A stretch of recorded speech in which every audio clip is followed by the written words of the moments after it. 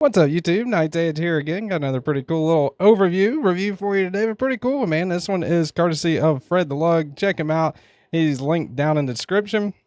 He is a pretty big part of the community. He's in the lives all the time. He's loaned me dozens of knives, so really appreciate that, Fred. He's got his own YouTube channel. That'll be linked below as well. But check out his knives he's got for sale on my Discord, buy, sell, trade. He's got some pretty unique ones in there. This is I'm not sure. I don't think this is one of them. This was a prototype at the time. When he gave me this, actually, I think this was a prototype. I don't know. It says prototype model in his note, but anyway, let's go ahead and get into it. This is the Kubi 419 KB 419 Kubi knives. KB is their kind of premium end, I believe, but same company. So this one is called the Protocol. And I tell you what, this one has definitely surprised me. It really has. We're going to talk all about some of the cool features of this one. Let's go ahead and get all the specs out of the way. So we're going to breeze through those here quickly because I got a lot to say about this one. I really like it. Tip of the blade to the end of the handle, 7 5/8. Overall blade length, you're sitting at 3.5. You go all the way back to where that kind of choil area meets up with the handle there. And cutting edge, you are looking at just over 3.25 on the cutting edge there. Turn on the calibers here. Make sure they are zeroed. All right, so thickest part of the spine, 145 thousandths. And behind the edge, do it where we normally do it. Behind the edge, you are looking at 21 thousandths, right around 21 thousandths.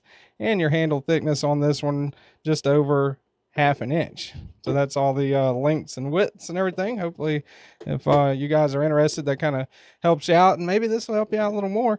Here is Spyderco Paramilitary 2 up next to it. So Spyderco Paramilitary 2, what I would say is a full-size knife. This may be just under the definition of a full-size knife, although it does feel rather full-size to me. Here is a Spyderco knives pair of 3 right there. So it's kind of in betweenst the two right there as far as overall length goes. Put the pair of 3 back up where she goes. And let's see here, a couple more. Got your Medford knives slim midi right there. All right. And the Boss right here. Chris Reeve knives Umnanzan. That's the drop point variant. A little smaller, a little bit smaller than both of those, but definitely not what I would say is I don't know, a small knife. Let me think. I'll throw around the Paramilitary 2. Let's see, what would be an example of a small knife? Here is the, with that kind of center screen right there. There's a little native. So yeah, that would be kind of like what I would say is a smaller pocket knife. Definitely on the small side on that one, but also a pretty good knife in its own right. There is the DeWalt framing hammer, and there is your 8-inch USA made crescent wrench. Staples of the channel right there. And I don't have my Scotch tape. Actually, it's being used to tape a helper gadget sticker up to a bottle rocket right now, so that's another room. Let's see here. You got zeroed out scale there. I'm going to guess 4.5 ounces, 4.2, so I'm a little off. That's about normal, 4.2 ounces. Turn the scale off here. I always forget to do that. Old faded blue jeans right there. Goes in the pocket pretty good. Do have that one pocket clip, one pocket screw showing right there. Sticks out a little bit, not too much. Just fine to me, no issues with that. Pocket clip feels good, and it is a milled titanium pocket clip. Very functional and very simple, really. I think it's a pretty good pocket clip. Here is a T8. Got the single-sided captive pivot right there with KB logo on that side. Flip her around here. That's a T8 on that pivot. The lock bar screw also a T8. Pocket clip screw a T8. And your body screw also a T8. Man, that's awesome. Not too much hardware on this one. Very straightforward to take apart, although heads up, I have not done that here. Let me get the flashlight out. Usually take a look at milling on the inside and everything whenever I talk about weight, but it is milled out for weight reduction. Nice little touch right there with that kind of jimping that they got going on. A little bit of contour and a little bit of jimping right there. Over travel stop on that lock bar insert, so that's cool. It is running on bearings, and it does have a pretty nice titanium backspacer.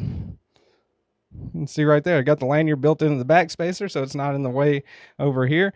Pretty solid, man. Overall, man, this thing is pretty much everything that I'd normally look for in a knife. Smooth action. Front flipper works great. No issues there whatsoever. Very, very easy to index this thing. Sit there and do it all day long. Reverse flip off of that thumb stub works pretty good, and you can slow roll it too. So overall, I would say pretty excellent knife, man. Nice blade shape. Pretty nice grind on that blade as well. I like how they did that kind of not super reflective, but kind of like a belt satin finish. I guess you could call that a belt satin finish. It does tend to be a fingerprint mark. Let me get the little smudges off of there real quick. But that works pretty good, I think. Really nice look, plain, simplistic, but yet pretty cool. The one thing that sticks out to this, about this, to me anyway, aside from the action, is the feel of it, man. Just in hand, this thing just feels really good to me, and I know a lot of people probably wouldn't make this comparison. It is very reminiscent of the Jaeger, the brown knives Jaeger. The Jaeger a little bit smaller, but has that same substantial feel in hand as the Jaeger. Now there are things I probably do like about the Jaeger better than this one, but can't really think of them, because this, for a Kubi knife, a KB knife, I think they did pretty good on this one. On your blade steel, you got M390. And of course on the handle, titanium.